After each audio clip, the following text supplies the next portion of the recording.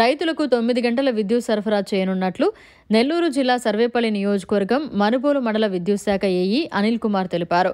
శుక్రవారం ఆయన తన కార్యాలయంలో విలేకరుల సమావేశం ఏర్పాటు చేశారు.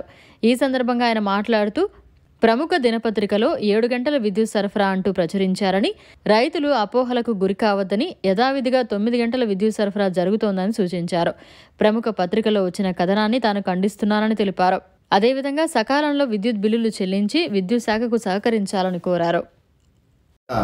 ప్రతి ఒక్కరూ విద్యుత్ సంస్థకు ఉన్న బకాయిల్ని చెల్లించి మీరు మెరుగైన సేవలు పొందాల్సిందిగా ఈ సందర్భంగా కోరుతున్నాం.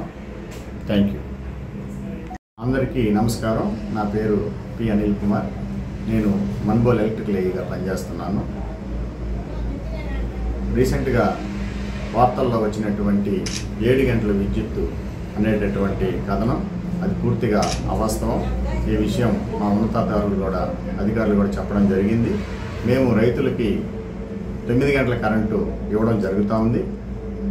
గతంలో నా పేరు మీద 9 గంటల కరెంటు ఇవ్వడం లేదు అని వార్త రావడం అది అసత్యం. ఎందుకంటే నేను ఎటువంటి వ్యాపార ప్రకటన ఇవ్వలేదు.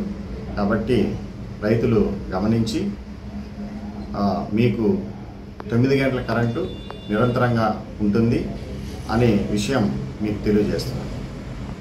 మరిన్ని అప్డేట్స్ కోసం మన HN9 టీవీ ఛానల్ని సబ్స్క్రైబ్ చేసుకోండి.